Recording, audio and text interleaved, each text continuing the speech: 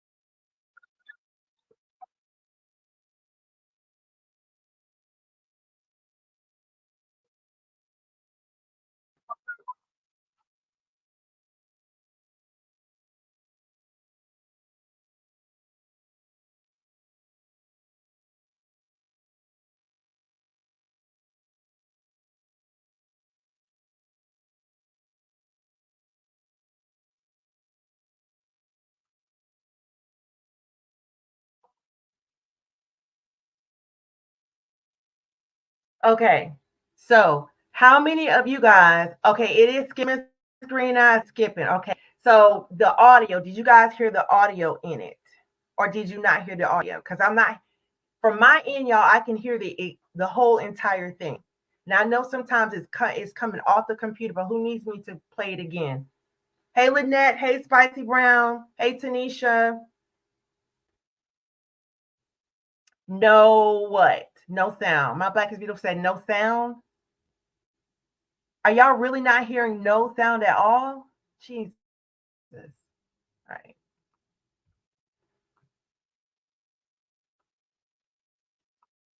All right, let me see. Let me see if I can do it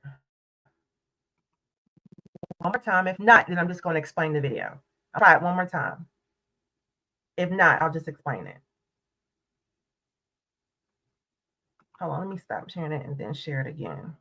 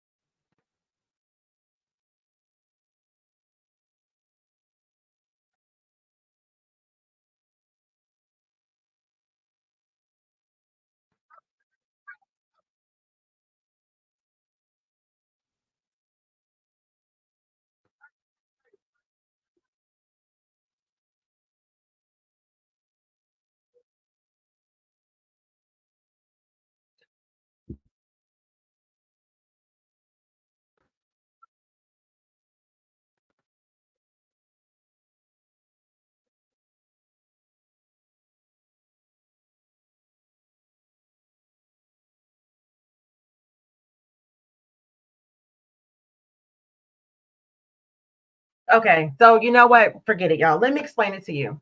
Because I still people seeing and still no sound. Okay, let me explain it to you. In this particular video, did y'all see it?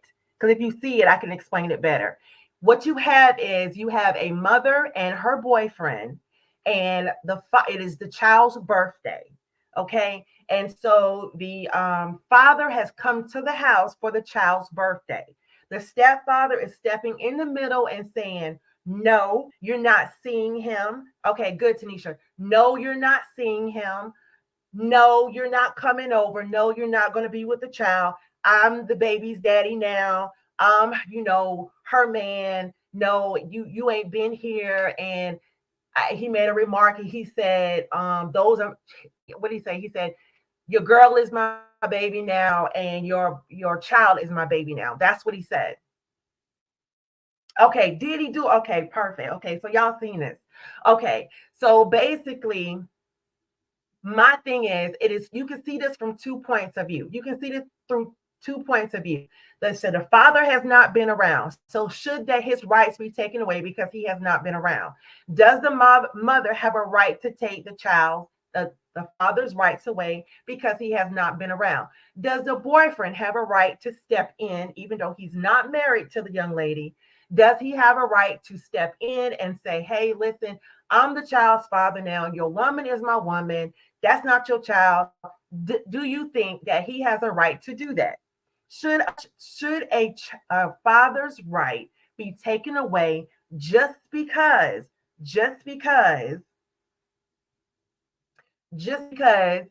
they feel that he hasn't been around enough? So they feel like, okay, no, well, no, you're not going to be a child. I want to give everybody a chance to kind of answer that. Should the rights be taken away? Should he be given another chance? Because in the video, he says, child does know me. The child has spoken to me. So, but the boyfriend says, no, that's my child now. Nope, your woman is my woman now.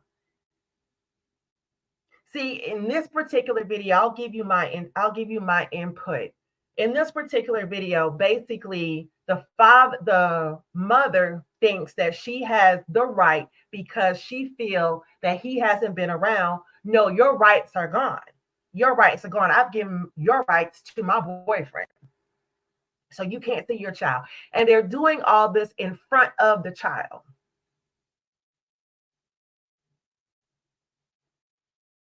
But it's his biological child. Ms. D said, need more background as to how many chances has she given and his reasons he wasn't around. She can't do that.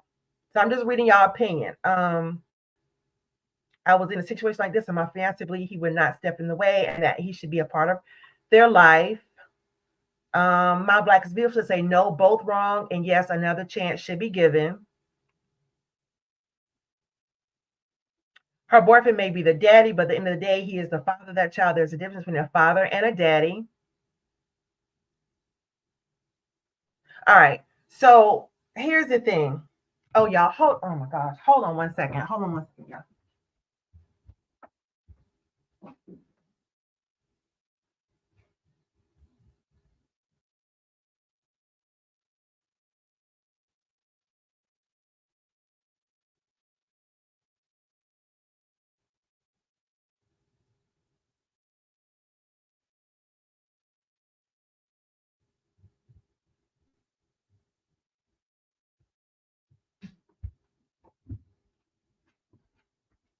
Okay, I'm sorry, y'all. I had to run downstairs for a second.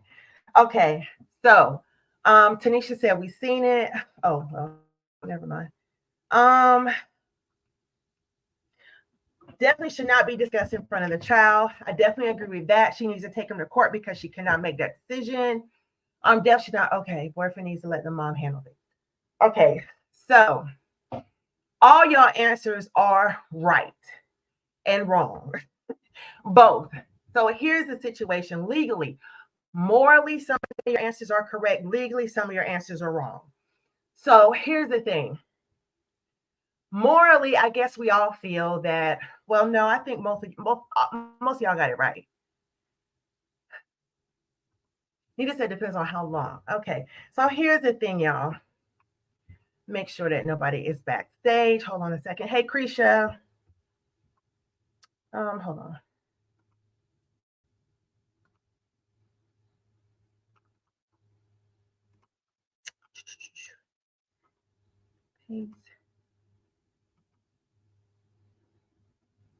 Okay. So here's the thing, you guys. When you get a divorce, let's start with the married couple. Hey, ASOS, what's going on, beautiful? You are married and you decide to get a divorce, and there are children that have been born in the marriage. You both have custody of that child, full joint and legal custody of that child. When the mother or the father moves out of the home where you had joint custody at, the child can make a decision where he or she wants to go with the mother or the father physically. Just because the child is with that parent physically, that does not take the rights away from the spouse or parent that moves out of the home. Dark and lovely, that could be a factor. That does not take away the rights just because that person has moved out of the home. Sometimes, more than likely, 99% of the time, the father moves out of the home, okay? And the mother stays in the home with the children. But most of the time, hold on, most of the time, mother feels like because she has physical custody of the child, she feels like she has the right and say so as to when that child can see the father and when she can't. This is legally incorrect. This is legally wrong. Hey, Jared. Peace, Queen. Peace. How you doing? I'm good. I'm good. Thank you for joining us. Of I'm course. waiting on one more person, y'all. Thank you so much for joining us. Of So, course. y'all, I invited Jared because we are going to have it from a male's perspective point of view about this situation. So, Jared, I don't know if you got to see this video, and I know Kevin did a reaction to this video in reference to what we're discussing is when two people break up, a married couple. I'm not talking about if you're not married. We're going to get to that. I'm talking about if you are married and you decide to go your separate ways. 9 times out of 10, the father is the one that moves out of the home. That does not take away his legal rights to the child. The only difference is the mother now has physical custody of the child. So most of the time, the mother feels like because the child is in the home with her, she has the right to determine when the father can see and what rights he has over the child. Now, I'm going to stop there. Now, do you agree with that? Do you think that a father's rights should be limited because he moves out of the home due to a separation in a marriage? Do you feel like the father rights should be limited? Let me start by saying, hey to all the queens in the chat. I am not connected to the chat, so I can't write back while I'm on stage. So I just want to say hi to everybody that said hi to me. Good evening. Yeah, you got Um, a lot of hate. Hey, DM. what's up, DM? Um, no, I do not think that the mother should control all the rights. Now, what I will say, right? Because I am someone who have I have children with women that I'm not with, right? What I will say is that I do give the mother of my children a lot more grace because she is the parent that is in the home with the child every day.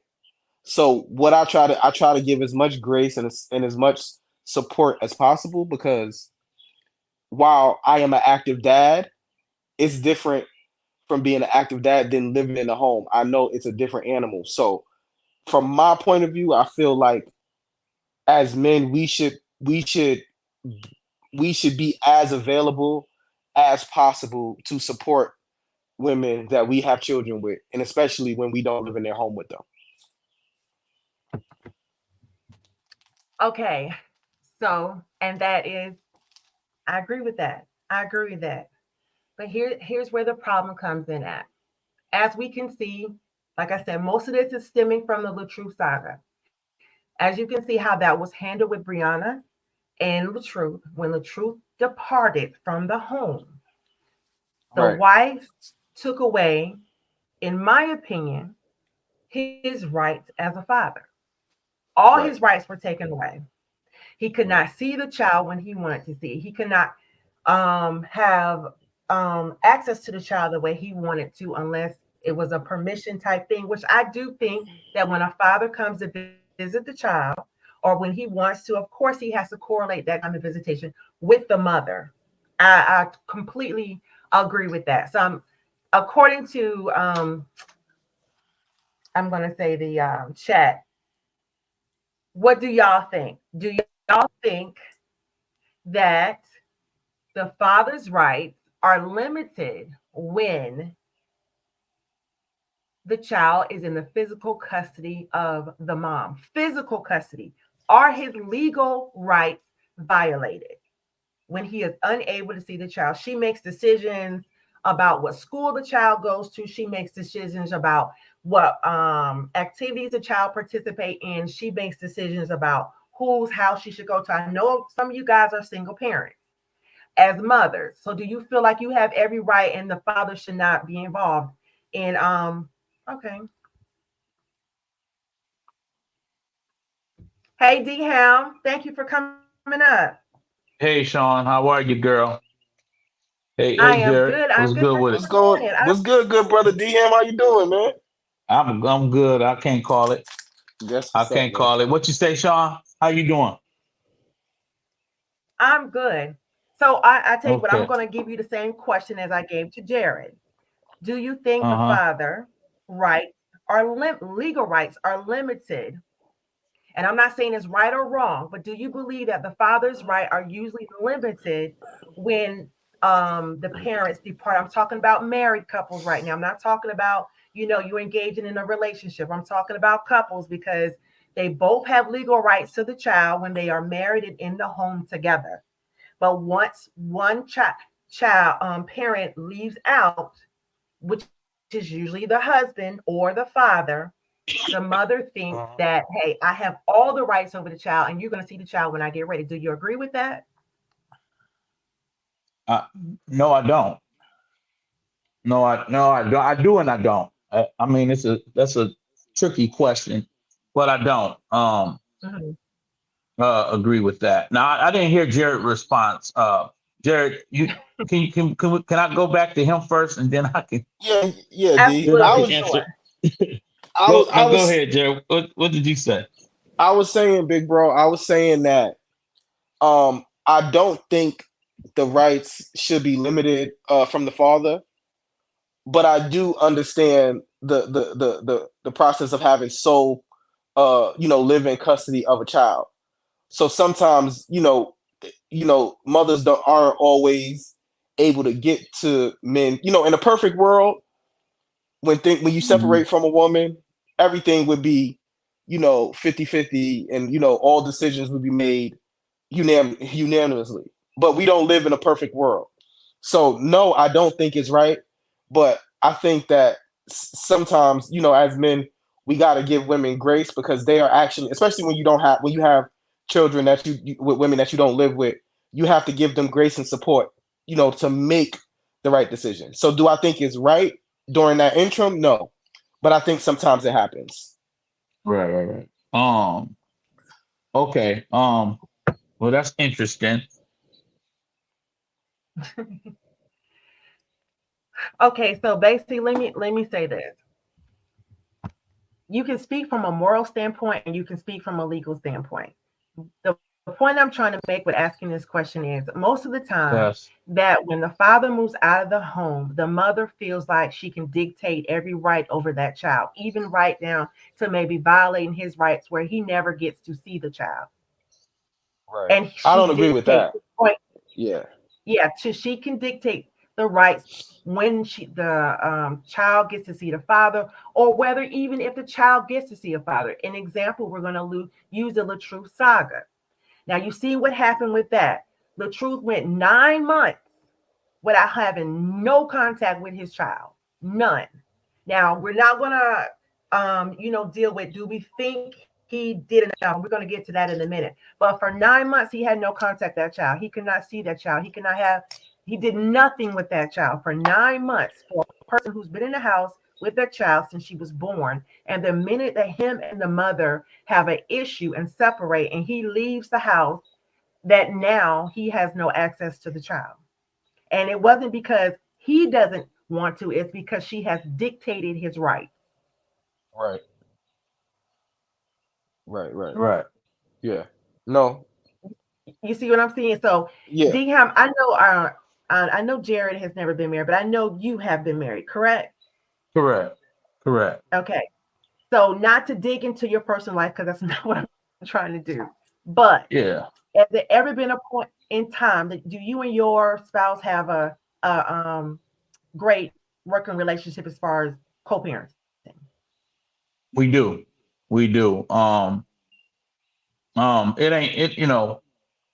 It's a lot that it's only, I'll say it's only a couple of negatives that has been since we haven't been together. But and I can go into that. I don't care. We have a wonderful relationship. I just got off the phone with her. Actually. Okay. So, basically, I believe that in Robert's situation, which one do you want to hear my opinion on first? Mine's or his? Both. Both A is little bit fine. both. So, Okay. Well, I agree with Jared. That a woman. See, when a woman has the reason why society leans towards the woman having that much power is because when the child comes out of her, the child is solely dependent upon the mom.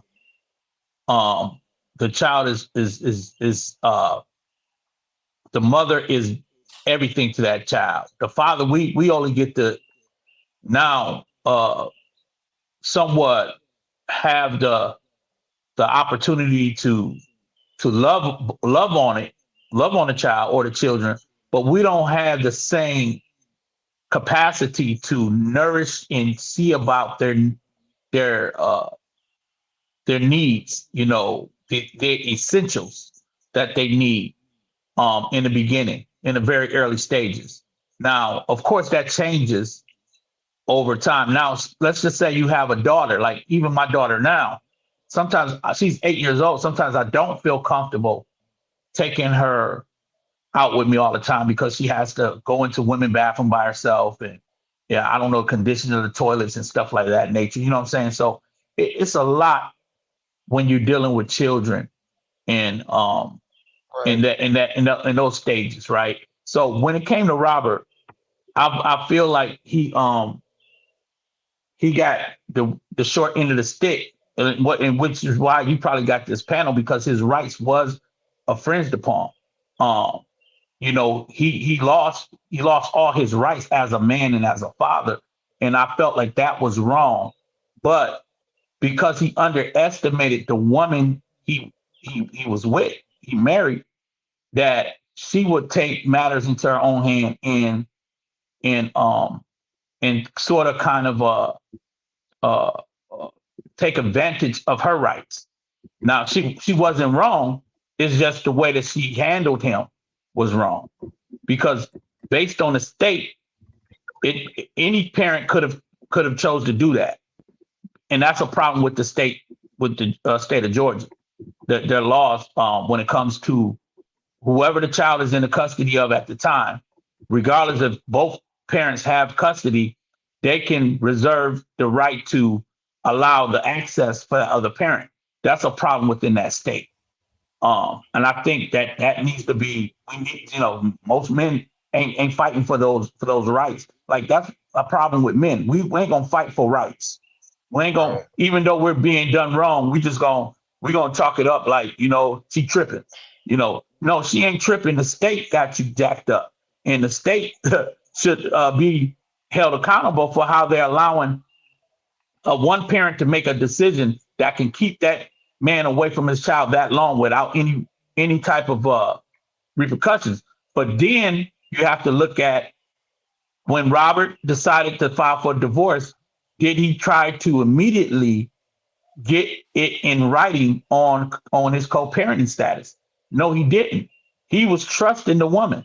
So when you don't Right. have someone that you can trust, now he has to take blame for not handling his business.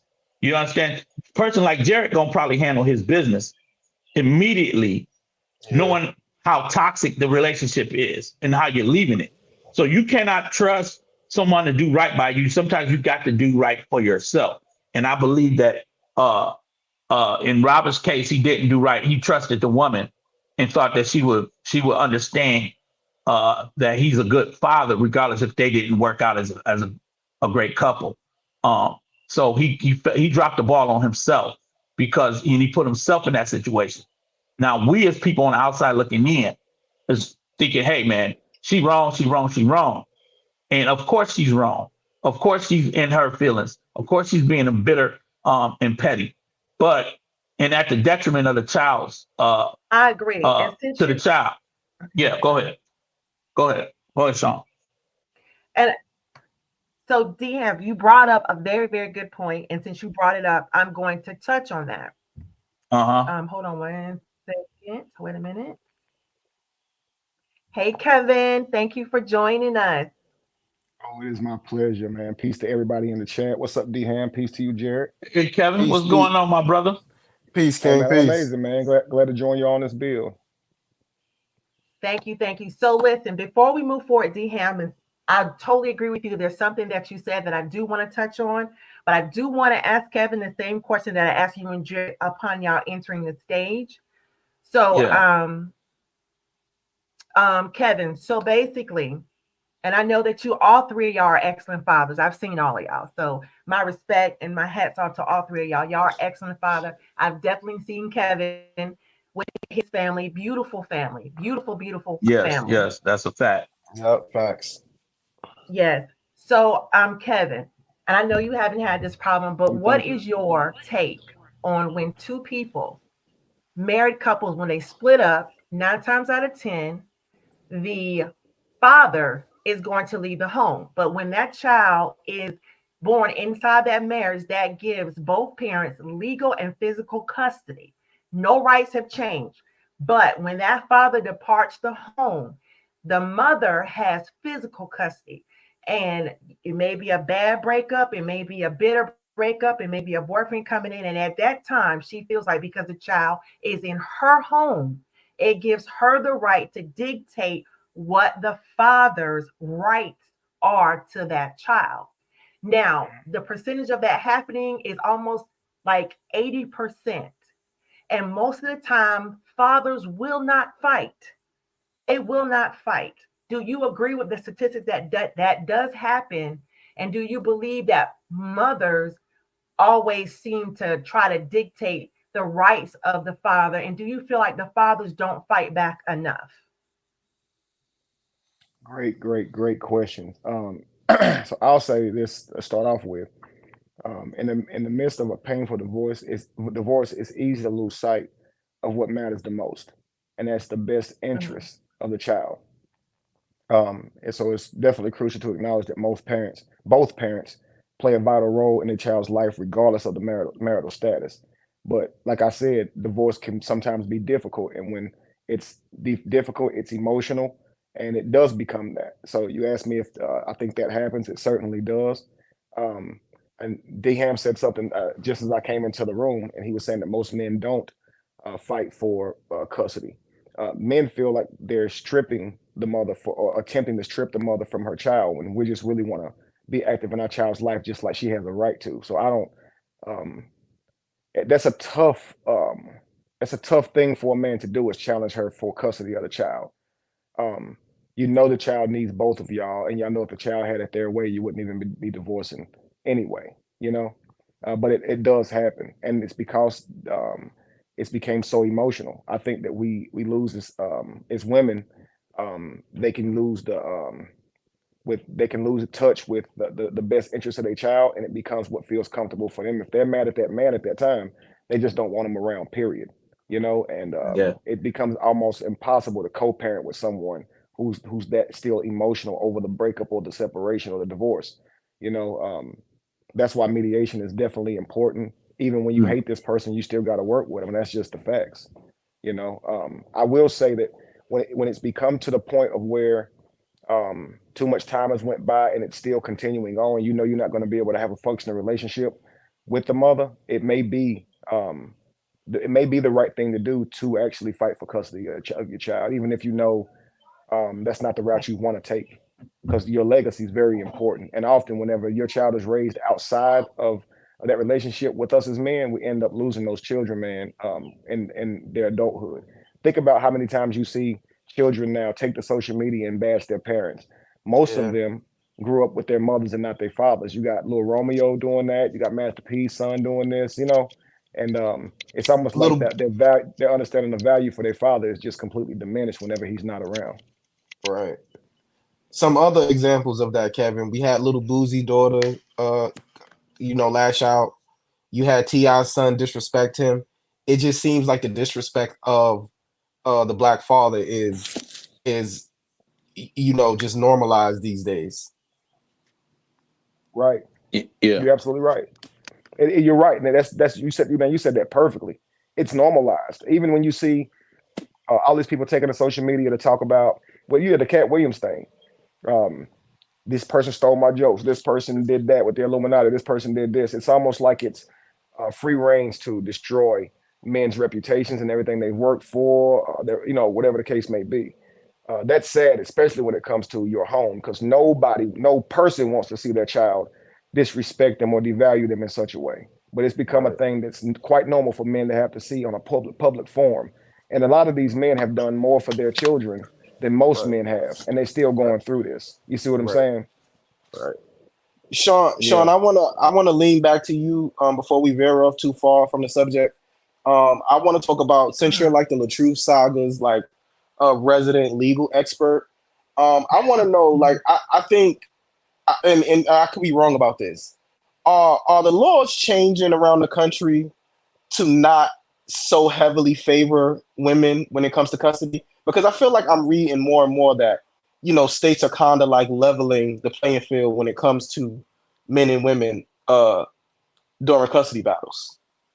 Your observation is completely correct.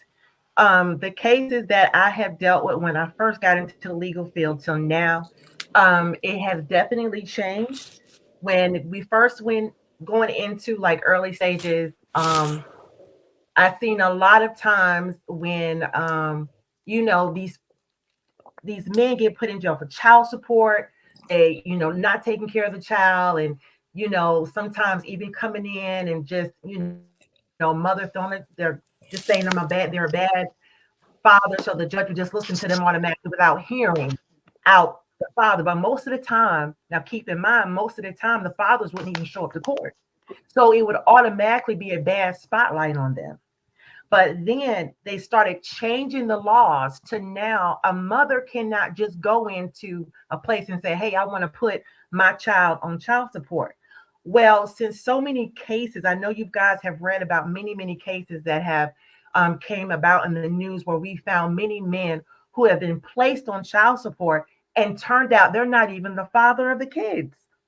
So now they Absolutely. started changing the laws and saying, hey, listen, if you want to be put on child support or you want this man put on child support, then his name needs to be on that birth certificate, or he needs to take a DNA test before we do anything, because we don't want a father to be responsible for a child that's not his. And at the same time, he does have legal rights as well. What is his perspective? So when fathers are standing up now and saying, hey, taking a stand and saying, hey, I want to be in my child's life. The thing about it is fathers have to show, and they have to show some form of fight to want to go in. And they have lately. That is why it's been so many judges saying, you know what? I'm not going to take his rights from him. I'm not going to just take your word for it. I'm going to listen. So more judges are in more favor of the father, but it is a stipulation, a condition to that. They have to show up and fight. You know what I'm saying? Because you have a lot of, and I hate to say this, y'all, but it's stereotypical, and y'all can tell me if y'all disagree with me or not. Most Black men are scared of the legal system, even if it benefits Absolutely. them. They say, I'm not going to no courthouse. I'm not going in, blah, blah, blah. So they won't go. They would rather risk losing the relationship with the child or losing their rights than fight. And you three can tell me if I'm wrong or not. Do you guys see this? Well, Because that's what I've can y'all hear seen. me? Yeah, we can hear you, dear. Can y'all hear me? Yeah. Go ahead, D. We can hear you. Okay, so now we can't hear him, man, because I saw him mute and unmute, hear and us. so now we can't hear him. But I Yeah. would say until he comes back, you're absolutely right, Sean. Men seem to really fear the courtroom, and that bothers me. I hate that men let things like that ride, and now they're not in their child's life. And I always say you can't blame nobody but yourself, because you are just like you have equal rights to this child, you have equal responsibility. And so the court is not Mhm. wrong for expecting you to show that you want to be in this child's life. Whether or not this mother is a bad mother in her decision making, if you've ever saw a mother raise her child, nurture her child from birth, it requires a lot. Even now, our son is 3 months old, and I watch Lacey, and every 3 hours she has to pump and do all these things for him that I can't help with at all. I can't feed him from my chest. Only she can, right? And so I watch her love on him and do everything that she can, and things that I wish I could help with, and take the load off. But she has to wake up every 3 hours. It just is what it is, Right. Whether Right. Of course. or not she makes good decisions as a mother later is a whole different story. But yeah, they're definitely, they have to account for the time that a mother puts into nurturing that child. So you as a father should absolutely show the work. That a mother puts into nurturing that child. Right. I I was think gonna me say, I'm still trying to get it together. yeah, I heard it. I heard the little echo he had. But no, you're absolutely right. So We yes. should definitely fight to see our children, but we have to understand that number one, we must advocate for equal rights for both parents, because children benefit from having both parents, right? Meaningful relationships with both their mother and father. This isn't just about fairness to the parents; it's about ensuring the child's emotional and psychological health. When you talk child support, I'm glad it's changing to you have to prove it by way of having his signature, meaning he's fully convinced this is his child and he wants to be acknowledged as that, or a DNA test, and there should always be that DNA test. But I've seen so many different court cases where things went crazy, and they say that it's for the child, but it almost seemed like as long as any man was on the books for being the father, they were fine with this man having to pay child support. I've seen men give an abundance of money for child support and then find out it isn't theirs, and they're wanting their money back, but they find out they can't even get off child support. You see, and it's Right. crazy. Right. So I'm glad to see the system Exactly. changing to saying, no, you're going to have to prove this. You can't just go throw this on a man. I watched so many court cases. I was saying that in my earlier life, I used to sit and binge watch these court cases. And some of these women could just go in there and say a man was the daddy and he was the daddy. It didn't even have to be him being there or saying anything. And that's crazy.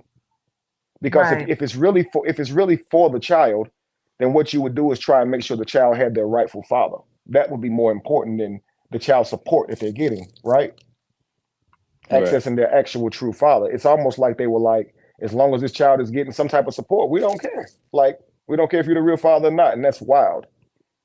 We got to consider the impact on the child. Research consistently shows that children thrive when they have a positive relationship with both parents. Denying a child access to one parent can have lasting detrimental effects on their development and their well-being. So it's imperative that we prioritize the child's needs over everyone else's. So if you out there and you're going through a terrible divorce, try and remember that it's not about you. You guys have created this child, and your responsibility is to this child and its well-being. So don't let your own issues pile up to the point to where they're bleeding into y'all's co-parenting. That's wild, because your child is going to pay the ultimate price for that. Exactly. I I agree. I agree. I counsel D-Ham, are you couples. still there? Yeah, I'm here. Can I'm y'all sorry, hear me? Okay, Kevin. good. No, you're fine. You're fine. I was trying to can hear hang on you. until him came back. Yeah, my bad. I don't know. I lost audio for a minute. That's why I turned to my other device to figure out what was being said because I couldn't hear. Um, but I wanted to touch on Kevin. Your brother. It's good to be up here with you, my man. First of all, Thank um, you, King. Same you're here. so wise and it's I think I just want to sometimes sit back and just listen when you talk. So I appreciate you. Um, but I want to touch on the fact that what Sean just spoke on as far as men being scared of the legal system, and that's what I was saying in when I first started speaking, Sean. That us as men collectively will not we'll know that we're being railroaded or done wrong, but we won't collectively fight for laws to change. And I don't know if it's happening statewide as far as the laws changing for the betterment of the man, like Jared is asking, or saying that what was normalized at one point in time. But I know that we as men we're not wired to rally behind each other's issues when it comes to how we're being treated and mishandled in court, whether it be through um, child support or uh, uh, it could be spousal support, or it could be either legal issues that we may find that is troubling in our community. We're more likely not to uh, get lawmakers together and make them change laws that are outdated and things of that nature. So what we end up doing is suffering through these laws that's already been established. So I think it's imperative that we have these type of dialogues that bring men to their understanding of how uh, not just to get around the system, but how to make the system change for what's right. For us not to be taken advantage of as men just because we are the fathers. Now, in the Latruth situation, I heard him say that he wanted it to be mandatory on 50-50. The minute that a man and a woman split, that it should be mandatory 50-50 custody off the rip. But he's only one man. How many more men is going to get behind him and say, you know what, let's fight to change that law? See, we're not going to do that. It'll be one man fighting for his own cause. And women are more likely to band together to make certain that laws fit their needs. And they'll go to Congress. They'll go to the judicial system. They'll vote. They'll get in line and actually vote for the right people to be in office. We typically are not wired like that. So we're normally on the short end of the stick. Well, let me piggyback off of what D Ham said, and it's a good point you made D. Not you said something about suffering. Not Jared, only are black my men audio went out again. not only are black men suffering, but black men are suffering in silence. And it lends credence to the point that Dehan was just making when he said, it's one man to go fight for his rights. We all know from this saga that there are a bunch of men out here who have gone through this same thing and have not come together. And I don't know the solution for that in our community. Well, okay, let Uh, me say something really quick. Um, to a phrase that DM said. Now, see, this is where I'm going to come in and I'm going to say where he mentioned, when with the Latrue saga, he said, okay, he said we should have 50-50. Here's what people don't understand. This is from a legal standpoint. You don't have to ask for something that you already have. You already have that. You don't have to ask for that because regardless, we have been institutionalized to think that because the men and women split, that your rights have went away. That's not true. Your rights are still there. The courts are there for you to implement your rights. You have to use the system to implement your rights, to make sure that your rights are not taken away. Because where is it that it says when we split, my rights are automatically taken?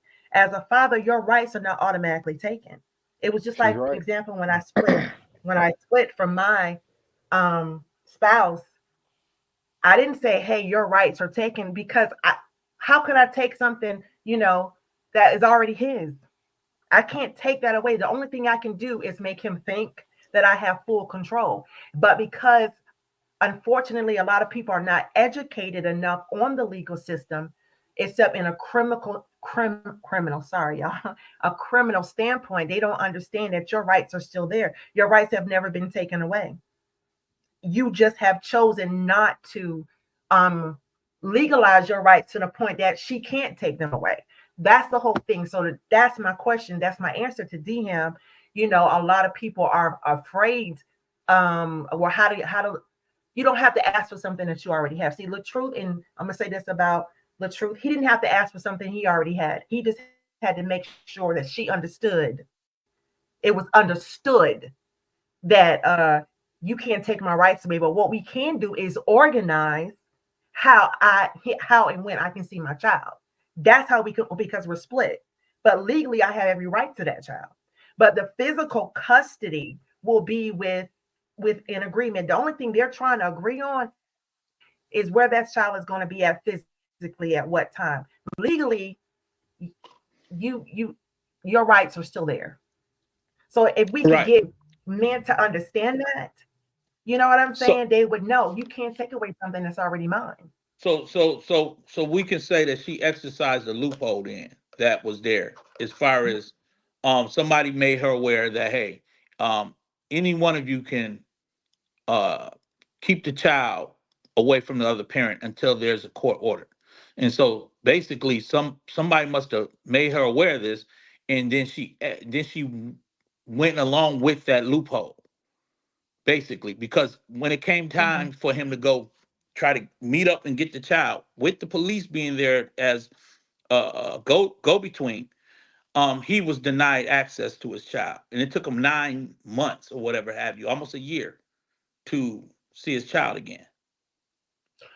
Okay, so I don't know if y'all want to say something real quick. I just seen somebody ask a question why the police didn't give him the baby. Okay, because you can't just take baby from one parent and give it to another parent. The police don't have authority to make those decisions. That's not how that goes. Right. Exactly. I was going to say, to build off of what Sean was saying, actually, what all you guys have said, it's important, family, that whenever you are building with anybody, that you understand that if they have communication skills or not, if they can be effective even when they're upset. Because when you're not, like she said, you guys both have rights to the children, but if they're not willing to communicate and work with you, now you have to consider the courts. And a lot of times for men, that's tens of thousands of dollars.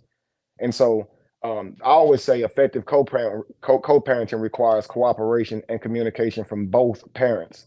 Not one parent's fighting to see their child and the other person coming up with excuses on why they can't.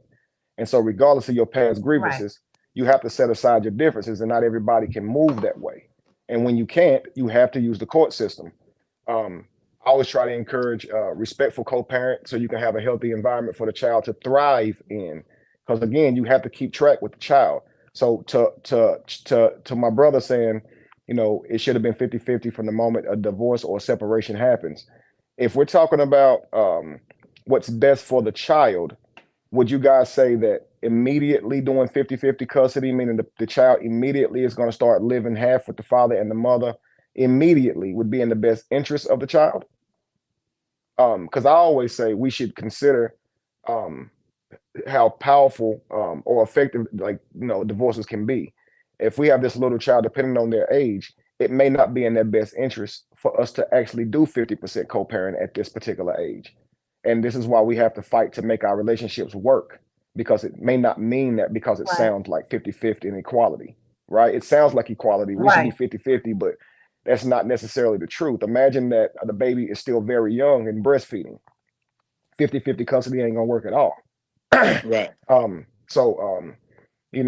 course, she can send bottles of milk and things like that with you. Without that mother present, that child needs that mother present at all times. They need that. And so you couldn't do that actually early in age. Now, when it's later in age, then you can understand that. But if they're in school, can 50-50 custody really work right now? And so that's why I like what Sean said, where it's about a conversation. We have to communicate effectively to find out when I can come and get my child and spend time with my child, but we have to have this conversation and implement it. It shouldn't be a fight through the court system to see our child between two adults, man. It's crazy to me because it's both of y'all's child, and all y'all doing is hurting y'all's child. This tug of war thing, it's unreal, you know. You know, if my brother were to gain custody and he say, I'm not letting you see the baby now. I mean, Amora's still the one who's being hurt in all of this, you know. Right. And that's going to you're going to see that stuff later. And what we're doing is we're creating generational curses. It's best to try and if you with somebody and y'all already having bad arguments and you're in a relationship like they were, it's best to go ahead and start seeking mediation now because you already see that y'all can't effectively communicate. And so if you go through a divorce, you already know what you're in for, a custody battle. And it's disheartening because it's already devastating to the child that they don't get to live with both of y'all, regardless of how much y'all might hate each other. They want to see their mama and daddy every day. And so now they're being told that they don't get that like they deserve. And now y'all fighting over them. Like, goodness gracious, man. You know, it's wild to have to consider the courts. And like D-Ham and Jared said earlier, this is a lot of reasons why men don't want to do that. We don't want to take it that far. So we'll just kind of be subject to, you know, her will when it comes to our children, you know, and she'll typically use that child to punish us, not with the intent of doing so, but if she's not happy with you, typically you ain't gonna be able to see your child, or she'll come up with something. And if she is, you can. And so men get tired of playing the tap dance to see their child, and sometimes they just wash their hands of it all together because it really does hurt us to be controlled in that way and not be allowed to see our children. That hurts us very badly, very deeply. And so a lot of times we'll forsake the whole relationship with the child just to avoid somebody having that much power to hurt you. And still, who loses in that? The child, right?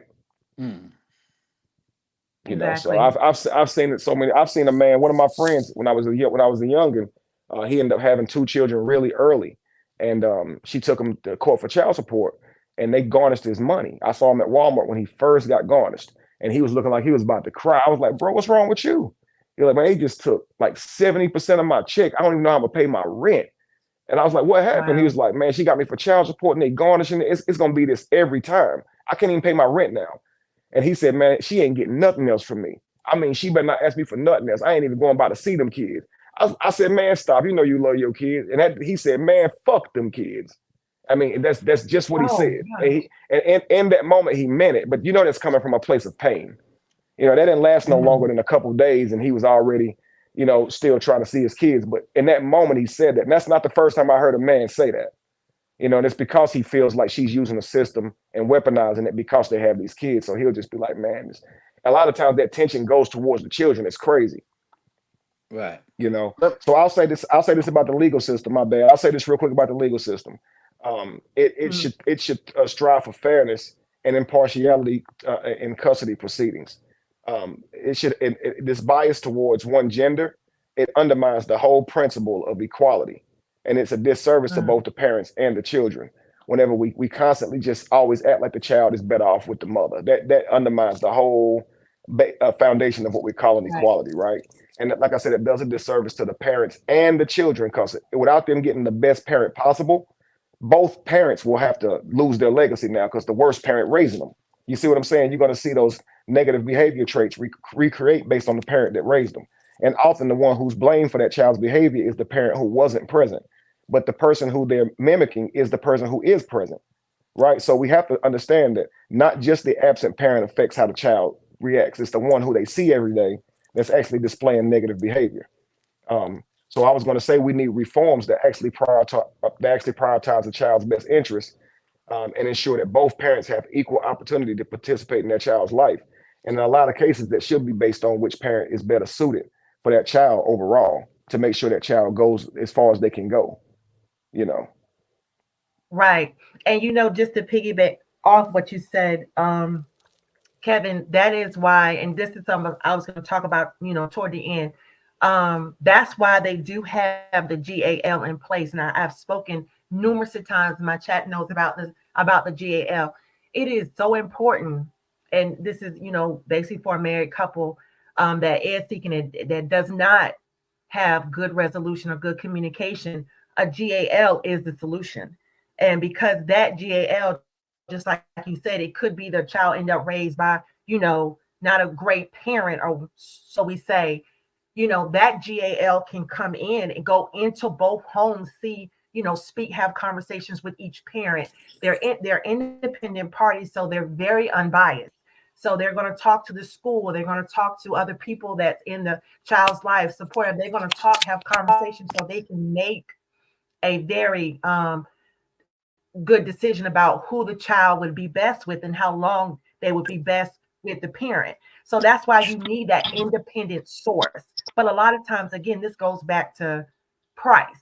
A lot of people are unable to afford a GAL because you do have to pay for that. But I will say this, in cases like that, when the judge does recommend a GAL and you're less indigent, indigent means that you're unable to pay. Most of the time, they will go ahead, if you classify yourself as indigent, but you need that custody agreement in place. Sometimes they will allow a GAL to come in pro se. So again, it's just really up to the father. Am I echoing y'all, or somebody echoing? I feel like I'm echoing. I'm sorry. No, you're not It echoing to is me. up to the father. Huh? I said you're not echoing to me. Okay, great. I'm sorry. So it does seem like you gotta know, and I hear what you guys saying. Y'all know I'm the only female up here, so I gotta speak for both sides.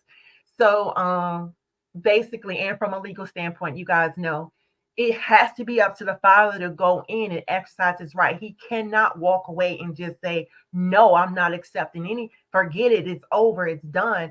I feel like, again, you have been conditioned, men have been conditioned to think that, listen, what's the point? They're going to tell me I can't get the child anyway. They're going to tell me this, tell me that. So they don't fight. So it just looks like they just don't want to have anything to do with the child, and that's just not true. And it just goes back to, what Kevin said. Sometimes the legal system seems so biased against the gender and, whatever. But nowadays, I can tell y'all from front hand, they are changing due to women coming in and saying this and saying that. It's a manipulation of the system. They are saying this and saying that, and you got more and more fathers coming to the forefront and saying, hey, no, I want to see my child. There's just no way. Again, a father has to understand that even though he has split from the mother, no matter what the reasons, he still has his legal rights to that child.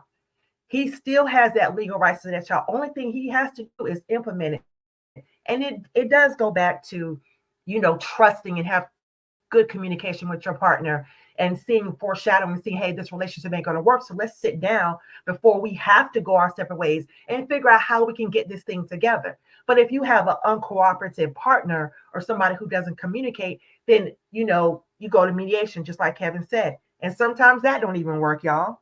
So when you don't go to mediation, you want to implement the system. And I can't say, y'all, that cost is a situation. I can't say that cost is a problem anymore, because they have now made it to where people like me, as myself, that's why I opened up my business, because I want to help people because they can't afford the cost of the legal system. So I help fathers get their rights, get visitation, get all of that. There are resources out here to help fathers make sure that they exercise their rights to their child. See, a mother is only going to, that goes to anybody. A mother is only going to let you go as far as you allow her to. A person is only going to let you go as far as you allow them to. If you say, I'm standing up, they're going to know you're not playing. Like, stop playing, stop using my child as a weapon against me. Stop doing that, because I'm coming, whatever, exercise whatever legal Dimples, can you hear us or no? Can y'all hear me on the panel? I totally agree. I hear you. I totally agree with what you're saying. I was just about to come in. I'm with you. We should be like Liam Neeson on the movie Taken when it comes to making sure that we have our rights in our child's life. Far too often, what we do is when we feel that we're being weaponized or the child is to protect our feelings and all this type of stuff, the man will just say, you know, I'm just going to pretend that I don't care. I'm just going to go my own way. Because, you know, that is a devastating feeling to know that somebody's is playing with you like that. But like you said, we should choose to stand our ground and fight with everything in us and flip over every stone, because it's important that we have access to our children, man. It's very, very important. We're important Yes. too, just like they are. And you know, I said this too about when you said sometimes mediation doesn't work. If you look at their specific divorce, it ended abruptly, online even, and now you got the whole world invested in it and given Right. their, if you can call it insight. To them, I guess they think it's insight, but them giving their, you know, opinions to her on how to handle it or whatever, opinions to him on how to handle it. This was all done in an instant. So I would encourage, like all of you, if you feel that your relationship could be coming to an end, seek counseling on how to end it effectively. So there is no huge hiccup in your child's life, because you got to think about them first. You guys could be very upset with each other and you could hate each other even. But this stuff that we do with the children, it's destroying them, man. It's crazy. And we don't really understand how the emotional toll that we putting on them. So like if you have a counselor who can kind of help you through it, look, we feel the relationship is coming to an end. We need to figure out the best way to do custody. And it could be 20% dad, 80% mom at first. Because if you think like this, as men, if we are the ones going off to work 8 hours a day, the child is mostly with the mother. They may not even psychologically be prepared to be away from their mother that long. Even if you don't like her, even if she was the reason you getting a divorce, that child still needs their mother. So we can't be thinking for us. We got to be thinking for the child. And this is both parents. I think what gets lost is we become so emotional thinking for ourselves. Imagine if my brother had gotten so angry, he went in and kicked the door in to see his baby. Now his baby sees him Right. kick a door in. So to the child, they're gonna believe that their mama's right. So now you see the daddy Right. kicking the door to get his child because he missed her, but now he seems really aggressive and scary. And so a man can't take that into his own hands and kick in the door. He got to go to the courthouse. He just has to, because your Exactly. child is going to be, it's going to be burned into their brain. I've seen it, man. I've seen children talk about how much they hate their daddy, and when you hear them break Mm-hmm. down the aggression they saw from their daddy, and I'll have to tell them, your daddy was trying to see you. Right. He wasn't trying to harm Right. you. He was Mm. coming to see you. She wouldn't let him see you. Imagine somebody, sometimes it's young boys, and I'll say, imagine you have a child you love, and she won't let you see him. What you gonna do? All of a sudden, ain't nobody gonna keep me. And that thought right there is why you end up looking aggressive in front of your child, because it's that tug of war thing. You Well, have to settle your own emotions and just go through the court, and it might be a while before you see your child if she's gonna Right. be that way. It sucks, but it's Right. difficult. What were you gonna say, Dham? I, I think that I was Dham. yeah. I wanted to add something to this, just out of observation and perspective, um in context. Your brother Latruth situation was unique within itself, right? Um, n- you don't rarely see a man that is in a position that can fight 50-50 custody, as well as support that position, to say, hey, I want 50-50. I want my child, just as half, we can split whatever down the middle. My bad, Now the Dham. child is Something happened with my beyond what's the the name, and I infant missed it. stages, of course. Can So you hear me? um that what gave him probably the fortitude to I want can to hear you. know, hey, I should be able to have You my do. I child miss I miss what 50 Dham 50 said at first. I because wanted to be able to the catch his the thoughts. first couple of years I um don't think he hears us. is already, Right. I don't think he hears me the either. child is beyond those 2 years where she needs breast milk or whatever have you. Um, but I think the laws really is centered around, if, and I want to ask y'all, what is the percentage of single moms versus married couples going through divorce? Because if women are just getting pregnant and they, of course, the first couple of years, that child really needs the mother. Is the law centered around that mother and that child to have that time to be nourished and cared for properly, or is it, or because when we get to marriage, which most men don't, is not in a position like Latruth to fight for 50-50, because once you're married, one men, we normally work in real jobs. Latruth may be fortunate not to have to go clock in nowhere, or Right. or jump in no truck or nothing like that. So oftentimes we're fighting to provide so that we can pay the child support, let alone be home with the child. Mhm. So I just would like to know, what is that percentage like, as far as splits, divorce going on versus women just getting popping up pregnant, because that will probably dictate how the laws really were formed to protect the woman and the child. Um, but you rarely find men that's willing to fight for their rights and stand on it like Latruth was willing to do. And I think he should be commended for that. But it's hard to understand why the law should be switch up, because you got some men that just not gonna do right if the laws are switched up regardless. You have some men that just ain't capable of wanting to be that connected with their children. So y'all help me with that. Well, and can you hear me, D-Ham? I was trying to speak to you while you was talking. I'll make sure you can hear me before I go. Can you hear me? I don't think he can hear you. Yeah. So he probably Yeah, figured it he out. just fell off. He'll come back on. Okay, cool. So I was just gonna say, I'll take a stab in the dark. I don't necessarily know the stats or the percentages, but Right. we know divorce is at an all-time high. But I can guarantee you that we create more children through hookup culture and no marriage at all than we are through divorce. And as far as competing in court and things of that nature. So I would think the number would far outweigh divorces and litigation around divorces as it would be through single through more of what you call just single mothers or whatever. But I think Sean would actually know more details on that because she's actually worked in that arena. But I'm just taking a stab in the dark. What do you think, Sean? First, put a pause on that. I see a little bit of a controversy going on in my chat. Let me answer this about the school thing. Okay. So a lot of people are concerned about why was Latruth denied access to the school. All right. So you guys understand this. When she probably this is probably what happened when she enrolled the child. Oh, let me drop this link for DM. When she enrolled the child in school, the father's name was not attached to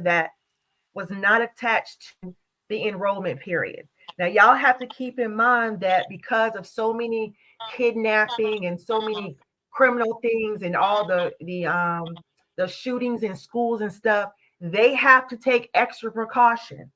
Even if he do walk in and say, "Hey, here's a birth certificate, I am me, he is him, I am," they still are going to call the mother. 9 times out of 10, okay, Kevin drop. He'll probably come back on. I don't know why everybody's dropping, but hold on. 9 times out of 10. Okay, there they are. Hold on. 9 times out of 10. Okay, 9 times out of 10, he did go up there, probably did have the right documentation, but I'm sure that they called her and said, "Hey, A, B, and C is up here to see your child." And she probably said, "No, do not allow that," because they're in the middle of a custody agreement. A business, anything like a daycare or a school, is not going to get, just like the police. They're not going. Am I echoing y'all? I feel like I'm echoing. A little bit, The not too much. Yeah, You it good. could be. I need to unmute myself. I think it's me. I hear you. Okay. The school is not going to allow that. They do not get involved, just like the police, the school, any type of company or business is not going to get involved in the middle of a custody battle. They're not going to do that. That makes them a liability. What if the school hands that child off to him and he kidnaps and don't see the child for days? You got to understand that is why it does not mean he doesn't have legal rights. It's the school taking precaution to protect the child. They have made an agreement with the parent that the child is in physical custody with. They have made an agreement. Unless both parents go in there to the school at the same time when they enroll the child, and both parents' name are put on there. Both parents are put on as emergency, and they can see that both parents are allowed to pick the child up. If she didn't put his name on the pickup list, he is not allowed. It does not matter, y'all, what documentation he come in there with. Unfortunately, because that is a custody issue, the school takes a liability if they allow the child to leave with a parent or person that is not on the pickup list, or she has denied that person access. It may not be right, y'all, but legally that's how it is. And I'm not saying I agree with you. I agree with you, but right. I think that and pardon my interruption there. I agree with you, No, but I it's think fine. that I don't think it should be legal to be able to do that. Like I think that it should be asked of her about the father, because you have a mother and a father, and if we're going to truly push for equality, we should be Right. asking whether you are enrolling your child in school about the father's um, you know um, about the father's relationship with the child, and if the father should be allowed to pick him up, and you should be able to show something if he's not allowed to, because the norm is that we know that he should be able to. So if you're saying he can't do it, then I think that something should be presented. But at the same time, I can understand the school saying we can't allow it. Worst case scenario, the man has to wait a few hours before the child checks out or call the mother. Right. But I do think that that's another thing that should be corrected. That we can just go enroll a child into a school and only give our information. That's crazy, because it's some men out here that don't have an idea where their child is, because this woman is taking them off somewhere, and they're somewhere in school and living a regular life thinking that he dead or something. It's crazy. And I've seen it happen where Right. the child finds out their daddy was alive the whole time and their mama was just lying to him. It's like dang, that's crazy. Let me piggyback off of something y'all saying about the child in the school thing. I wanna give y'all some insight into how normal it is for people to dismiss black fathers. I travel a lot with my girls, right? We go on spring break and we go to different places. Excuse me, last year we were coming from the Virgin Islands. We were going to customs.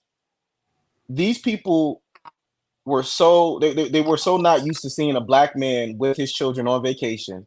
They actually asked my daughters, "Who is this man in relation to you?" They Wow. asked them. I said, "These are my daughters," and I said, "These are my daughters." They said, "No, no, no. We want them to ask you." So I said, "You can ask them." But it is so normalized for fathers to not to be an afterthought when it comes to these children, that it's common practice in society now. So then when my teenage daughter got an attitude with the custom agent, like, "Hey, this is my dad. What are you doing?" Now you want to say, "Oh, you need to chastise your child." No, she's correcting you because you were wrong. And Right. I just wanted to give you guys some insight.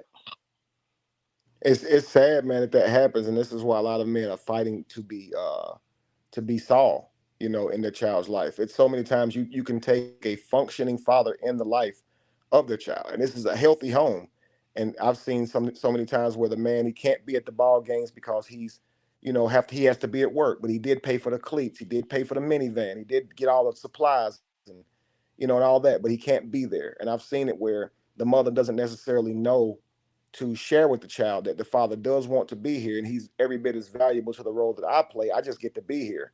But how many times have you seen that child get their shot in the NFL and get that microphone and say, "Thank you, mama"? And the Right, father's contributions are like as if they didn't happen. And to right, us, man, we don't say anything. We know he loves his mother and we want to see him give some love and homage to his mother. But we want that too, because we did contribute to them being able to have it, and it's a sacrifice for us not to be able to go to all your games. We would rather be there, but we have to be at work because we have to provide and for the child. That's our role, you know. And so I always try to encourage women that the world is going to devalue your man and devalue his that relationship of the father and the child. But as a wife, you keep that alive. You always make sure that they know daddy wants to be there, and always make sure that they know Right. how daddy contributed to all of this. You understand? And that's very, very important. And that way your children value you. And because what's happening is a lot of men, they were in the home with their children, raised their children all the way up, and only to discover later on in life that their child didn't value them. They actually, are upset and have more gripes with them, and it's due to their lack of understanding on a relationship dynamic. It's more like mama was there more than you, but she likely will be if he's doing his job as a man. That means that he created a way for her to be home more with the child. So, um, I wish these things were taught, the dynamics of what a relationship should look like to our children, so they don't grow up resenting their father. Because man, we love Yeah. our children as much as the next person, but our love looks different. It mostly happens when we're away from them. Mhm. If you remember on the movie Fences, look at how upset Denzel was whenever his child wanted to hear "I love you." In his mind, these older people back then, they didn't grow up hearing "I love you." This is some new thing that we need to hear for some reason. I always say the man should just say it. Just say "I love you" if your child want to hear it. But to people with that mind frame, it's, don't you see me go to work every day? Don't you see me putting food on your table? What you mean? Do I love you? Like, you know what I mean? But because we want our children to know that that's how we show our love, is that we provide for you. We try to give you what you need to succeed in life. Our love doesn't necessarily look like nurturing like that of a mother. And so I think it's important that children Right. know how we love and what that looks like, so they don't expect us to be like a mother when we're a father. Yeah. That's facts, King. Right. I It is. Go ahead, Sean. I'm sorry. Go ahead. No, Go ahead. You DM, you want go to say ahead. Go something? ahead. Well, I was gonna say, in my situation, I did things a little bit different when it came to my kids. And although I was in a wonderful marriage at the time, I still, my presence in their life was so important, right? That to where even towards us getting ready to go through the divorce, she, in the argument of her, one of her resentments was that she felt like the kids loved me more than they cared about her. That's how important of an impact I've made, my presence felt with my children. And I think that uh, all men, we have that power, and we have that capability. But um, if you're fighting against a woman who um, is is trying to prevent that relationship, right? It becomes a little bit more difficult, like especially in like in a Latrouf situation where the child is so young, and now the child is being told certain things that they're not keeping. The parent is not keeping that image of their father strong in their minds, so that they know, hey, daddy loves you, daddy will be here shortly to get you. But it was being weaponized. I was Mhm. just blessed to be able to be in my kid's life way before there could be any type of weapon used against me. And so by the time we were going through whatever problems we had, um, the children adored me to the point where she felt like they cared less about her. Now, did I want her to feel that way? No, but one thing you can't, she wasn't going to be able to do is erase me away from the kids' minds and their feelings towards their father. And I think although the woman birthed out the children, the father has so much uh, divine connection that it's almost impossible for the mother to change the mindset of the child towards the father if the father is doing and is the man that he's supposed to be towards the child. Now, can a woman weaponize the children? They certainly can.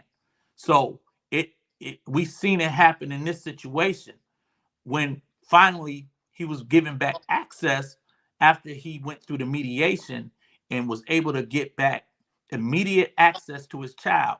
Everything that we thought was on the surface about how the child felt about the father immediately went away. That was never the case.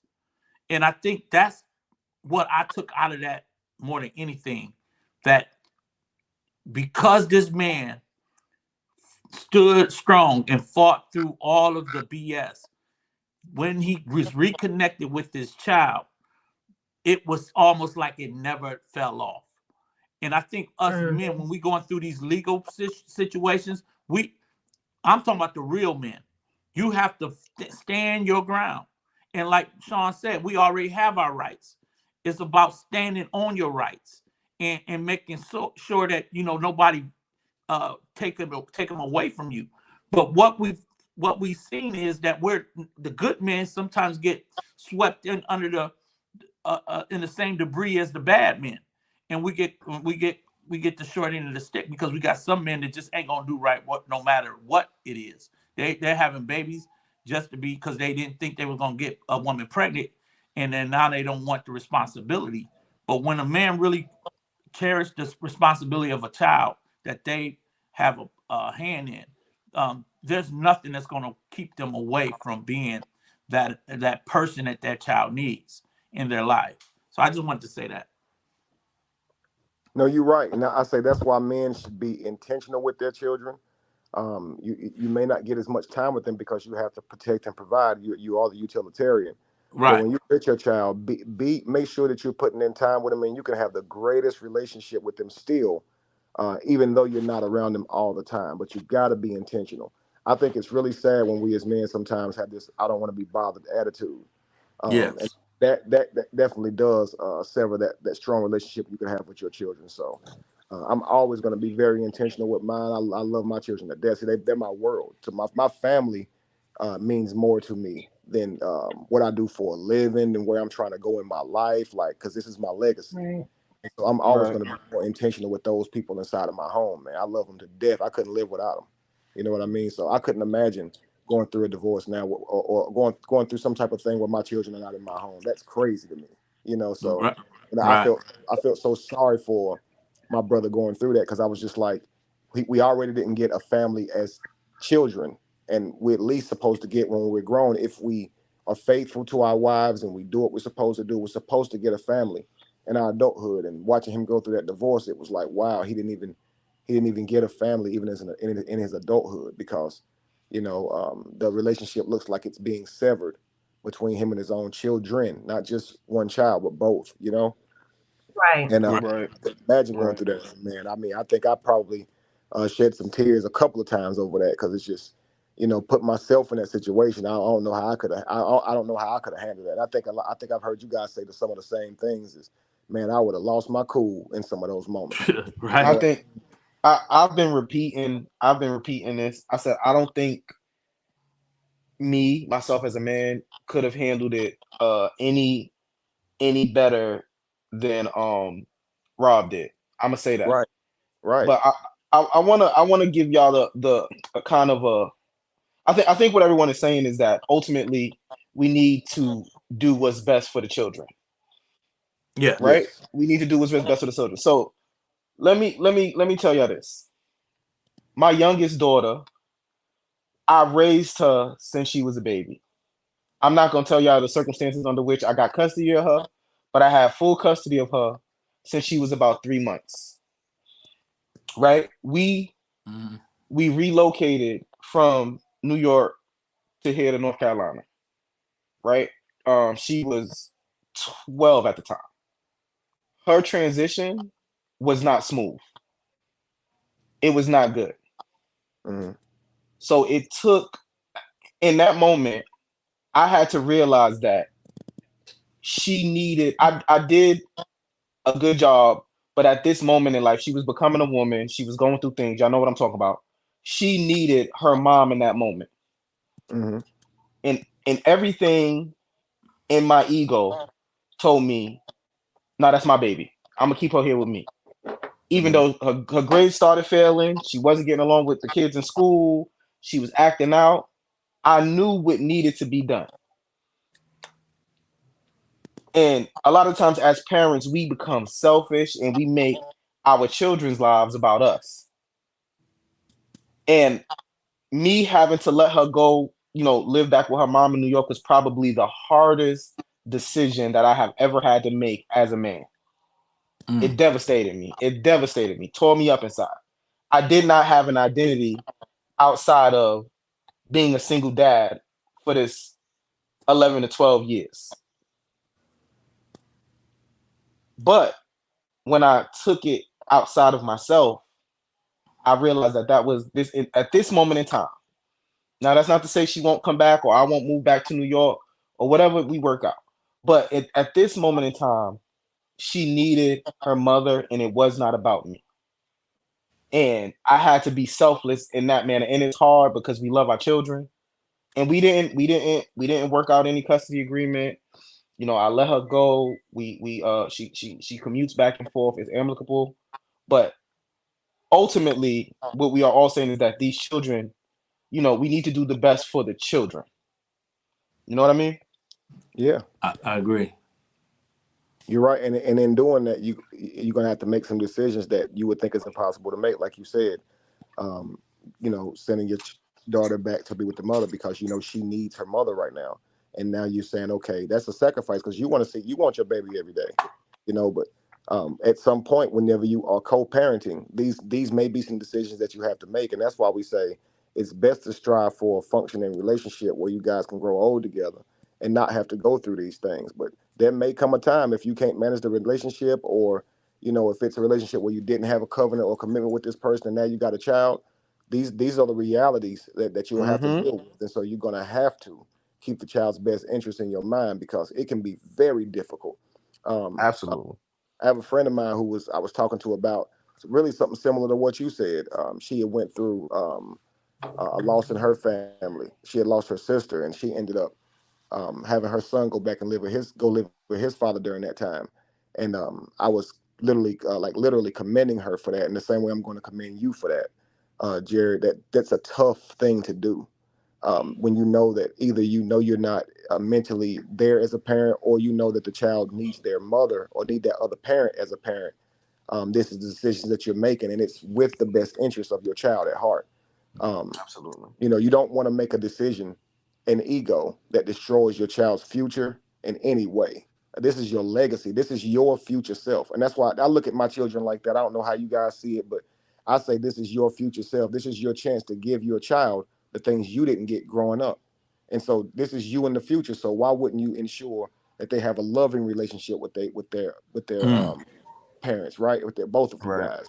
So, I didn't have my father like I would have liked as a child. So I said my children will never experience that. And so my future selves, the younger versions of me, they don't know what that's like. And so I was successful in never recreating that generational curse for my children. And I've Mm. always said it, if my children ain't got me around, it's because I'm not on the planet anymore. That's the only thing that can separate me from mine, you know. Um, but again, I'm saying this as a person who's never had to deal with a woman who will contend with me for custody or relationship with my children. If I'm my brother in that situation, Jared, I know I wouldn't have handled it better than my brother. I would have handled it worse. Right. The world would have saw a whole different side of me because my children mean more to me than anything. So it's due to that love that you would have saw me turn into a fucking monster. And I'm sorry to even curse on your platform, forgive me, Don, but I would have turned No, into no, no, a you're monster. fine. It would have been all out of love. I'd have been a beautiful monster, but I would have tore down that damn house to get my baby. Right. That'd have been crazy. So, So Kevin, I'm so thankful that I don't have to experience that. That I learned a lot from my so brother. Kevin, I have a whole new question respect for for him. you. Uh-huh. Can you hear me? I do have a Yes, I can. question for you. Can you Mhm. hear me? Can y'all hear me? Yes. Okay. So I do have a question for you. It's a little bit maybe of a difficult question, but I do want your opinion. Um, do you feel that your brother did everything during those 9 months of separation? Do you feel like your brother exercised all of his resources to be able to see his child, or do you think at one point he kind of just like, I'm tired, I'm tired of fighting this. This is a bad situation. It may have just gotten given up at one point, or do you feel like maybe the resource or he wasn't properly guided? At any point do you feel like some of it may have landed on him at any point? Or do you feel like she manipulated the situation so much that he just really didn't fight as hard? I'm curious to hear your answer. Okay. Well, I would certainly often talk to him about that because sometimes I would think that some of the behaviors that she put forth he should have been able to use immediately to get custody of his child and things of that nature. But Mm-hmm. often when I talk to him, he has done so much to try and do this with his lawyers and with the attorneys and all. But if I could say my own opinion, I do think that he was reluctant to do certain things that probably should have been done, because he Right. didn't want to be, trying to strip the child and things of that nature. And plus, even though they're going through something so traumatic, that is his wife. It is a woman that he spent 6 years with, and is the mother of his child. So I don't think many of us men handle that right in that era, in that moment, because we're simply reluctant due to the fact that it's our child's mother, and we probably still love her, even though we probably shouldn't. So Right. I would say he certainly would have to be accountable to that, regardless, even if it was, you know, done because for emotional reasons, whatever. But where we on the outside looking in would say, "Oh, I would go get my baby for that." If my girl ever did, I'm going to get my baby. The person who's actually in those shoes are more so invested in that situation, in that woman, or whatever the case may be. And they may not move the same way. It's crazy, but we can see it easier from the outside looking in, and often the person that's in it, they struggle with the right decision to make. It can be easiest in the world for you to see, Right. but from them in it, it's totally different. You're hoping the person can come around. You don't want to go that far, especially when the person sees it as an attack. When you even try to use the courts, then you know that it can even be worse, Right. especially Okay. when you don't trust the government, when you don't trust it. So just imagine you already don't trust the court systems. Are you going to be quick to use them, knowing that if they don't give you what you want and need, which is likely, that now she's going to also punish you for that too? You see what I'm saying? And it's one Right. of those it's one of those reasons why we can see that it's a problem for men not to show up to court, but a lot of times they don't, because they feel like, man, they just gonna take my child. They're not gonna care. They're gonna care. They ain't gonna care what I have to say anyway. And that's just the thoughts of men. But like you said, Sean, we just encourage these men to, use these systems that's put in place. They're in place for us to exercise our rights. Let's not be afraid of these places. I want to say this too, not to veer off, but uh, I think it was Jared that asked something earlier about what can men do to try and make it, I guess, better for men going forward as a whole. And my answer to that question would be consider voting. And it's crazy because I don't believe in voting, at least as far as a national standpoint, but as a community standpoint, I do believe in that, because we should, it can help us get laws put into place that can benefit the area that you live in at least. And so if we be more effective in, trying to at least vote for people that have our best interests at heart, then we can get better, I guess, advocacy for ourselves going forward when it comes to our children. That's just like paternity tests. They don't make that something that is mandatory. And obviously, as individuals, we as men can swab our own children. I always say, if she tell you the father, then she just gave you the right to swab the child. Like, you don't got to ask her, right? You as a man should do this because it's the right thing to do. It's the proactive thing to do. You know, if that makes Right. sense. That No, it makes a lot of absolutely sense. does. It makes a lot of sense. Right. So if I, we I want want if to. we I want want to it to be get. mandatory, we I'm have to sorry. vote. No, you're fine. I was just saying, if we wanted it to be mandatory, then we have to, as men, vote on these types of laws that we can see are not benefiting Right. us. You know. And what were you I gonna wanted to say? kind of get. I'm sorry, Kevin. I keep interrupting you. I'm so sorry.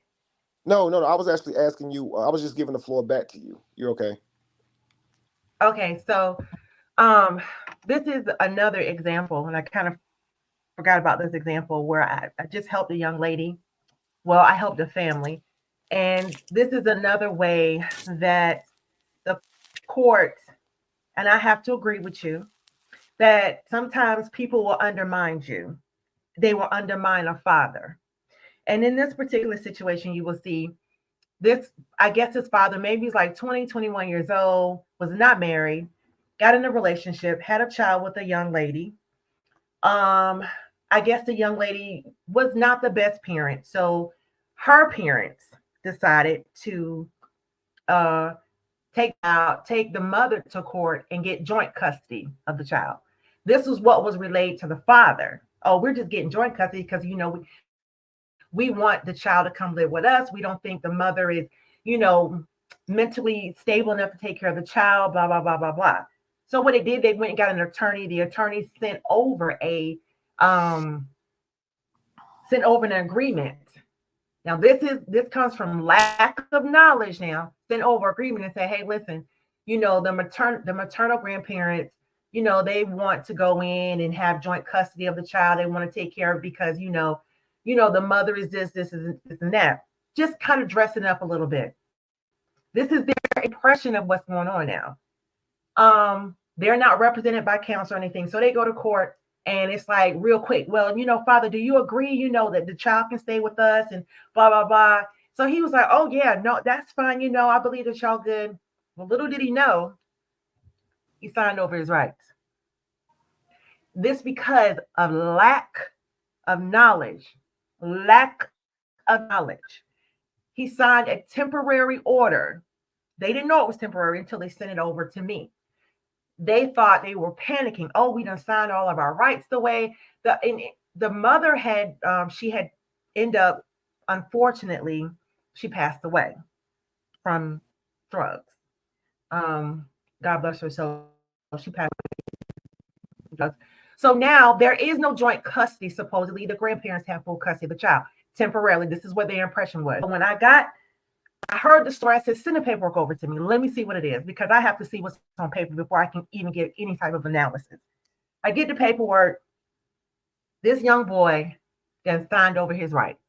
They conned him and signed over his rights, giving the grandparents full legal custody. They took custody away from the daughter. They didn't have joint custody with the daughter. They took away her rights, and they just threw something at the boy because, the father couldn't understand. He just thought they were doing what's in the best interest of the child. He didn't know he was signing his rights over. So I told him they had another court date to get a finalization. Now take it, y'all. This was temporary. This was just a temporary situation, but they thought it was something permanent. So of course, at this time they're panicking. I looked over the paperwork. I called them back. I said, hey, listen, this is what's going on. You have temporarily signed your rights over. Okay. You've given up your position as a father. They conned him and said, hey, you don't even have to pay us child support. We can take care of it. Of course, he was going to be like, oh, yeah, this is a good deal. I said, no. The grandmother was very upset. She was like, Miss Shaw, I don't know what to do. I said, when you go to your next court date, this is what I want you to do. And this is called following directions, y'all. I want you to do. I want you to take, when you go back to court, you give them full understanding. The judge does not realize what you know and what you don't know. What does your son want to do? He wants his child. He wants full custody of his child. He wants full rights over his child. I said, okay, he got him. He never lost them.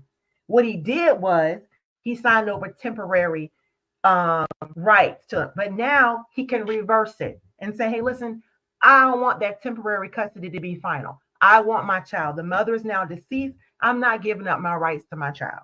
Not at all. So they go to court. They go in front of the judge. And the judge said, okay, it's temporary order. The lawyer tried to fast talk him real quick. Okay, go ahead and sign the final order over so we can get it over it. He said, no, I want rights to my child. I want my legal rights. And the lawyer was like, well, you've already signed them over. The judge said, no, let him talk. So basically, he said, I was not aware that I was signing over my rights. I thought they were just saying that the child was going to live with them, but I could still, have rights to my child, blah, blah, blah, because the mother wasn't doing well. Long story short, y'all, he stood up for his rights and he got his child. He got his child because just from not understanding what the attorneys were very upset because they, the attorney was upset. The grandparents was upset. They was mad because they thought they could just con this boy into giving up his rights as a father. They walked out of there. He had custody of his child. Why? Because he went in there and said, listen, this is my child. I have rights to her first, not grandparents, me as the father. The judge agreed with him. Surprisingly, not because he was, naive or something, because he knew his rights. That's all the judge is looking for, is for you to go in court and know your rights. The judge can't practice law from the bench. He can't tell you what to say and what not to say. So that's why it's important that you have resources. And take it, this boy didn't have to spend a dime. Nothing. He didn't have to spend a dime. It was just him having the right knowledge, him knowing his rights. And he walked out with custody of his child. That's all it takes. You know, I make that's that deep. That's point to deep. say, yes, I Um, make that point to say it's not about money. It's about your will Right. and your want to be in your child's life and how bad you're going to fight. He could have let that go, and the grandparents could have took custody, full custody. He would have lost all his rights. He said, "No, that's not what I want. I don't care what that paper said. That's my child." And he walked right. out with his child.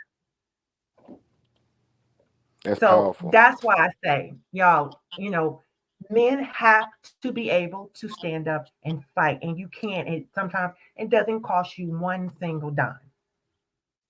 Just know you're Now, right. I'll say this right here.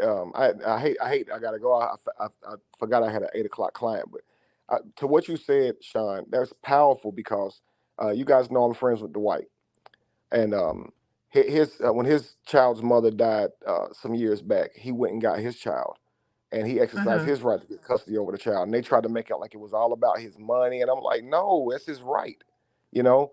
And I remember an interview where Royce even said they're still the parents are still going to fight to get their children back, to get their grandchild back. And I just thought about how wild that sounds that you would fight a father for custody over his children. But you know, I'm older in life now, and I have a grandchild of my own. And when I say that you really have to think about the best interest of these children, everyone does, even the grandparents. This does not end. Right. Um, we know that it would be best that that child be with their parent, but here we are. Like you said, these parents here are going to try to trick him out of his child because they're probably thinking he's young, and they're probably thinking we could better take care of this grandbaby. We already lost our daughter. Mm. But me and Jamie was talking about this the other day. My daughter's 22. She lives with us, of course, and her daughter lives with us as well. And we was just saying, if something were to happen to our daughter, and her father wanted custody of her, would we fight her? Would we fight him for it? And I said, no, we would have to let her go. And she was just like, but I wouldn't want my honor to not be in the house with us. I wouldn't either, but it is his daughter. And Right. that's why we have to be careful who we choose as partners because he's very different than we are. You see what I'm saying? And if she ended up raised by him, she'd turn out to be a totally different girl. And Right. Right. but that's not up to us to decide that. You see what I'm saying? It is his daughter. Um, and that's just these things we have to think about. It's life, man. It's crazy. That's But it. it sounds so wrong and evil for those grandparents to do that. But I can actually understand why they did that, even though it sounds so cruel. They were actually thinking that they could be better for the child and thinking about the child's health overall, a child overall. But that is a selfish move to make. That is crazy. Yeah, it's not And their intentions, it's how they did it was the problem. right, Yeah. you're right. And again, it's like they're probably already thinking that he ain't gonna let us have the child. So let's be deceptive. And it's like, even though you're doing this with love in your heart, that is evil what you're doing. And that's why we need these court systems. So it's about rights, not right and wrong. It's about your rights to your child. Those grandparents might have been better off to raise that little girl based on the stage he is in life, but that's his baby, and it is what it is. Right. You see what I'm saying? Yep. Yep. Exactly. So that's why, as Exactly. men, we just got to stand on what you're saying is so right, and that's why I said it's powerful that a young man might think that ain't no way I can fight them for my child and win because they more capable than me. They have more. They got a place to stay. I don't have all of that. They're gonna give these people my baby. No, you are their father, man. You better stand on business and go in there. Exactly. Right. That's Exactly. facts. Exactly. You know. Well, you guys, Jared had to leave. He had an emergency, so he wanted to thank everybody, for listening to him and listening to his side. But he did have an emergency. And Kevin, I want to say thank you so much for taking your time out to even bless my panel with your presence. Like I said, I value your opinion. I value your words. Of course, you've heard me say that. I've even made a video, which you caught, Yes, which ma'am. I didn't even know you was gonna catch that video. I made a couple of weeks back. Yes, Yeah. ma'am. But Kevin don't miss much. I admire your intellect on things that you say, and you allow people to see it from a different point of view, views that other people can't see it from. So thank you so much. I really appreciate you coming on here. I'm so honored and humbled just by the way you speak of me because I think the world of you. You have such a beautiful Oh, thank spirit. you. you say things that elevate me as well, man. It's so you're a very powerful spirit. So very very powerful woman. So it's a pleasure. Thank you for even inviting me up for this bill, man. I'm totally honored. So thank you so much. And again, it's a pleasure meeting with you again, D Ham. Brother, And you already know. yes, sir. Yes, sir. And You listen, already listen. know. You so humble, and I appreciate, man. Look, man, every time you know you can tell how you could you can be doing a million other things, but you still find time. And Absolutely. let me say that, man. Sometimes we don't have the time, and some people got to make the time. And you that type of dude that will make time for the littlest of people. So because you value everyone. So I appreciate that, big dog. Well, one of the things, man, I'll tell you this before I hop down is I don't see you guys like that. Right. I see you guys in the future. I can hear what's in you. I can hear the talents, the gifts that you guys have. And I know I was once you guys. I was on these channels talking. I was trying to figure it out. And now Yeah. I live a life where I'm in a big old mansion with my family, all because of this social media stuff, you know? And Right. so but Right. my channel, my channel don't mean nothing. I know it's a lot of people that subscribe, but it just shows the years that I've put in. But you give you guys some time, that's exactly what it will look like, and your lives will reflect that because y'all have so much insight. I'm Right. so grateful that this saga at least produced you guys stepping forward and just letting yourself be seen. But the more y'all do that, you watch and see, mark my words, in the next couple of years or so, watch y'all lives look tremendously different if y'all stay at this. It can yield Right. a lot, man. I see that. I hear you guys, and I know that there are people out here with big channels who I wouldn't give my time of day. I promise you I wouldn't, because the person Right. themselves, I don't, it's not somebody I want to vibe with. So man, I listen to you guys even when you don't know I'm listening. So I know y'all got what it takes. So just Man, watch and see it, man. Thank you, dog. I'll be able to say I was here Thank first, you. and y'all Yes, be able thank to you. say I told y'all so. Right. Well, I appreciate you, Thank man. you so much. Thanks, Kevin. All right, family, much Enjoy love. the rest of your day. All right. Thank you, y'all too. Peace. All right. Good night. Good night. So y'all, and D Ham, to my surprise, I didn't know you were coming up here tonight, but I'm so honored that you did. I didn't know how to reach out to you, but I am very glad that you did grace my panel today with your opinion. I think this subject is so very important to men and giving understanding to women. I know we didn't cover everything tonight, and of course, we can always do a part two, but just the perspectives that you guys gave. It kind of brought a little insight onto how you guys feel. All three of y'all are excellent fathers. I give you that. I've seen all three. I seen you last night. I thought, oh, your daughter's just so adorable. She's so adorable. Thank you. Yeah, so I was present last night enjoying the music. That was awesome. That was different, and it was so awesome to see. So I've seen all of y'all. I've even seen Jared, interact with the way he talked about his children, the way, and as you can see, the way Kevin talks about, and just seeing that last night, it makes me, Absolutely. just kind of respect you guys even more. Well, Jared reached out to me a little while ago. He wanted me to get a few other men. DDTV's been under the weather, so he said he can make it. But these men are really accessible. Like, they really supporting our platforms, and him, Big Cheese, and Nook the Book, and Pratt. All of these men came out of this saga, and it's just been it to me, it gives me so much hope that to see these brothers come out of this saga and stand up for a man that we rarely. What you just did tonight, Sean, is rare, because us men, we don't normally speak up. We don't normally speak on rights as men and what it means to be a father.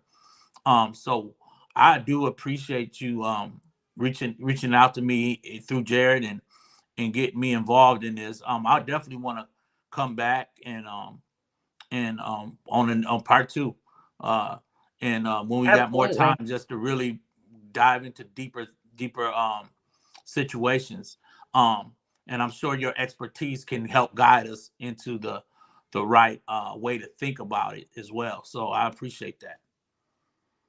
Oh, absolutely. Absolutely. Absolutely. And I, like I've told, the regulars that come in here in my chat, I came into the whole saga from a legal perspective. That was my only perspective. I'm not, I wasn't on either side, but, again, the truth just kind of veered toward Robert a little bit more. And, you know, um, I am a child advocate. I do advocate for children, and I deal a lot in legal cases that have to do with custody, and fathers are fighting more and more and more. So that is why that case, this saga kind of touched me a little bit because, I seen that distance between seeing a child, not seeing a child, how the child was being used, and that was a trigger to me. So Right. Wow. I wanted to do this live because I don't feel like, men know their rights. And I think they are conditioned to believe that they have no rights, which is not true. I believe Right. they are conditioned in some way to believe that they don't have rights, and they do because I help them all the time. More and more are stepping up, especially Right. now that there are resources, and I hope that there are more legal things in place, like myself, not just here where I am in this state, because what I do offer is a alternative way to a lawyer. Paralegals, they do the paperwork anyway. We're the one with all the knowledge. The lawyers just the front face, but we're in the back Right. end doing everything. So I said, you know what? Let me just go ahead and open up my own independent practice, and people can come to me directly. So not only are they getting educated, they are learning to speak for themselves. So Wow. yeah, so I'm hoping that other people will do it as well. I see a lot of people practicing opening up. I hope a lot of people do it as well. So it will help people out financially as well. You don't have to spend $3,000-$4,000 to know your rights. Sometimes you gotta spend nothing, just a matter of Absolutely. knowledge and knowing. But I think a lot of our men are in so much need of someone who's knowledgeable, because we I don't know the percentage. You can probably help me out. If Kevin was up here, he'll probably know the percentage of what part of the brain the men thinks on with. We don't normally think with the same thought process that women are willing to uh, pretty much operate in, as far as their full understanding of law and rights and things of that nature. So Mhm. oftentimes we as men, we're pretty much operating in ignorance, because we don't have we're not willing to go beyond the nose, and we know you can't see your child and all of that, so we'll just settle for that. Right. So for you to have this platform today and said, you know what, no, let me talk about men's rights, I think that speaks volumes. Is very much necessary and needed, and you are probably about to help a lot of people um to have a different way of looking at their circumstances. Absolutely. And I definitely agree. And I'm gonna say something too. It's not only just, it looks like men are maybe not knowledgeable of the law, so you settle, but it's also women, because you got to understand some women, not all, y'all know I'm not talking about everybody, but some women who do use or weaponize that against the man, they don't know the law either. Because if they knew the law, they wouldn't do that. If they knew the law, they wouldn't do that, and they know that it's wrong to do that. Some are knowledgeable and they take advantage of it, thinking the man doesn't know, or having knowledge that he doesn't know about the law, or they're ignorant to the law as well. And they're just, spitting out stuff. And some people are street lawyers. You know what I'm saying? Well, you just go Right. by what people tell you on the street. Like, he this, and they've never even seen or been inside of a courtroom. They go by what's on TV, Law and Order on TV. And some of that stuff is real, some of it's not. Right. It's not that simple. But I said I wanted to kind of bring a little bit more knowledge to our people. Anybody, really, anybody. Bring a little bit No, more knowledge to people so they no, understand. it's real. It's real. And you touching on, I mean, because I'm really gonna be hitting on some things on my platform when I bring the men all together, because you see this type of things happening even with wealthy men, like NBA players and football players. They get a girl pregnant. Next thing you know, their child support is through the roof, right? So, Right. you know, you're seeing this happen. I mean, it ain't like we're not seeing it. It's happening. The P.J. Washington, Brittany Renner, and all of these things, and she's being celebrated. You still finding? I saw a clip which blew my mind. That first of all, Cam Newton interviewed the girl. I'm like, why is this girl getting so much praise after what she did with this young man, P.J. Washington? So, well, let's go back. And I'm going to say that I know we're about to end. But Deion Sanders brought her to a college. Let her talk to I'm talking about to teenagers, right? At this college. And she became a spokesperson for whatever reason. And then Cam Newton interviewed her. And then just recently, I saw Shaq walking like he dating the girl. Like, although we as men see that game is being ran on us, it's something about wealthy men that feel like they can, their money, some kind of way, can undo the games that a woman is willing to play. And it's sad. It's just sad. I agree with you. But you know, that's how they're being conditioned to think. You know, Right. women will make you think. I mean, I'm not, you know, y'all know as women, even in the chat, y'all can admit that women are very mind powerful. You know what I'm saying? Because, you know, and DM, you have to admit this as a man, that man sees physical before he sees anything. Right. So There on you a go. woman. So when that physical, when he can't see past that physical, you know, and that woman can't see past them pockets, there you have Right. it, you know. Well, that's the combination, and it's bad because we as men, we don't understand we'll you know the great BB I think is BBD said you can't trust a big butt and a smile. You can't. But we as sight creatures, you know what I'm saying? We see a big booty or a beautiful woman, it seems like we will forget all about reality, and we'll throw all caution to the wind, and we'll fall deep in. Don't even realize that one night can be the rest of your life, and now you're on the hook for the rest of your life because you threw a caution to the wind, didn't care about nothing but getting some booty for the night, and here you are. So this is our fight. It's deep. It goes deep. You understand what I'm saying? So it's deeper than rights, because when we are so blindly willing to sacrifice our whole what we've been practicing all our life to be in a profession that we love, and we done threw the whole bag away because we wanted some sex. It's deep. Yep.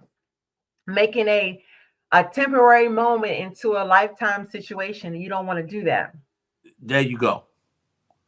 There you go. You definitely don't want to. You got to distinguish between temporary and what you want in your life for a lifetime. And that's what I think has happened to a lot of us, majority of us.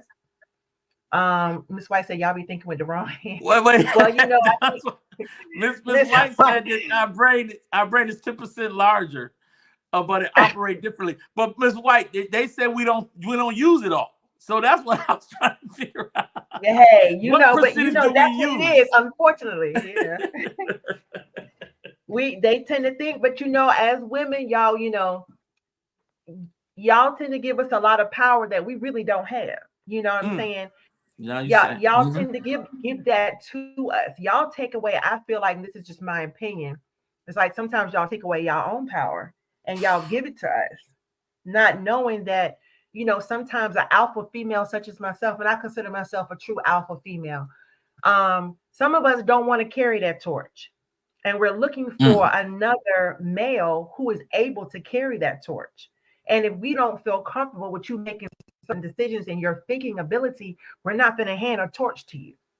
You know, we're not going to be submissive if we see characteristics and behavior that you're thinking with the wrong brain, you know what I'm saying? And Right, thinking right. the wrong way, you're not going to get that torch. You know, we're going to keep being alpha females and we're not going to be submissive.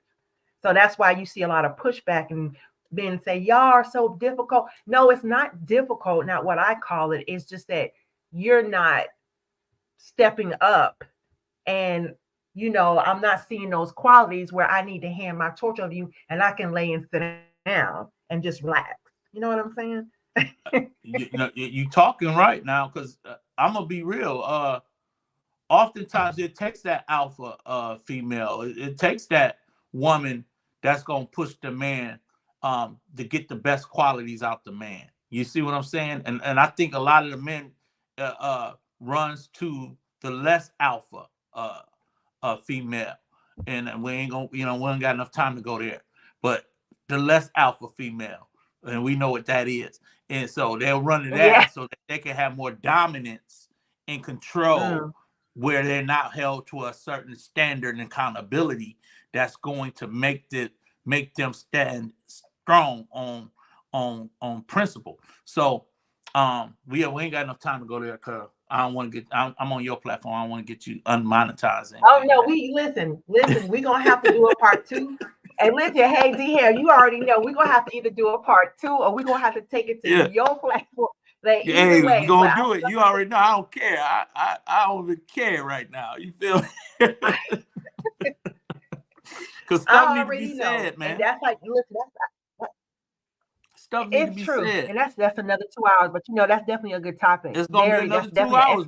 Topic. And for those that's trying to figure out what I'm talking about, we'll put our own race down because we think there's more value somewhere else.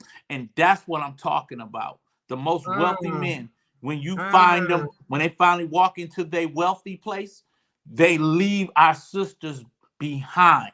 And it becomes problematic, because when they find those Brittany Renners and those other women that only there for the bag, then they have lost part of themselves, because they weren't able to find the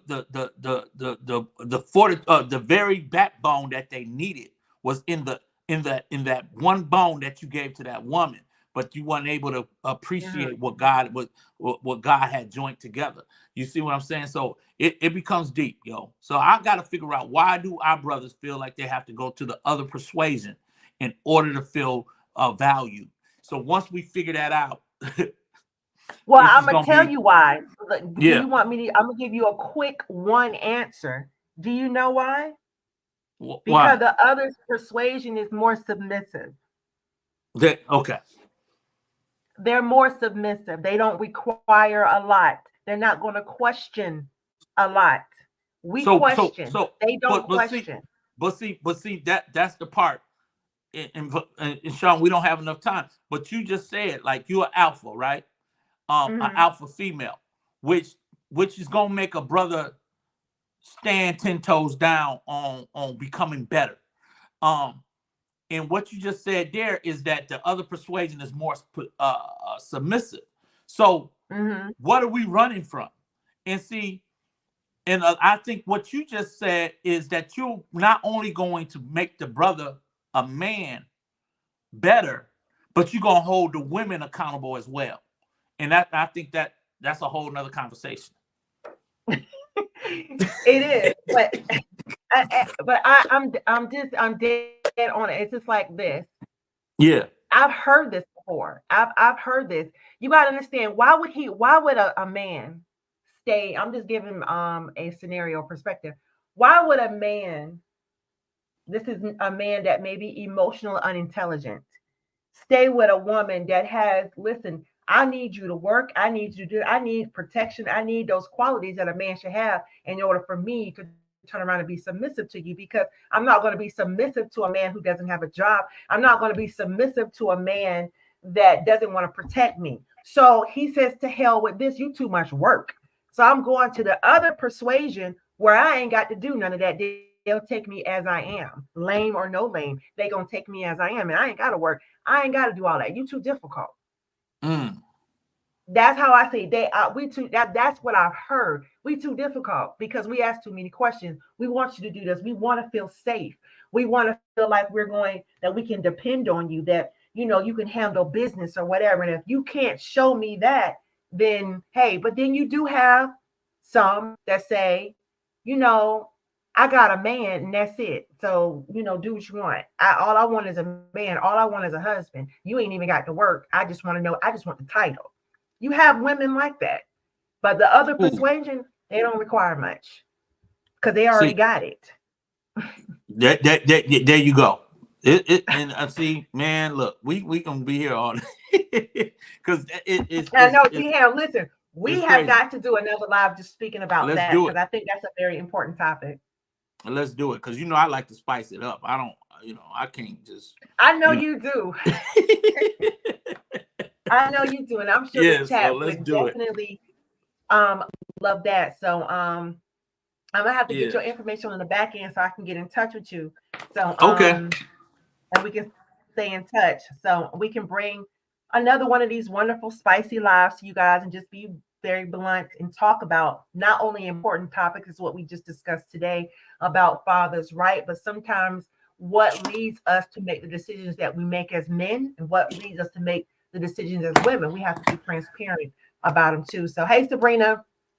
So we have to be like transparent. So, but I enjoy you so much, D-Ham. Thank you so much for coming to my channel. I enjoyed you.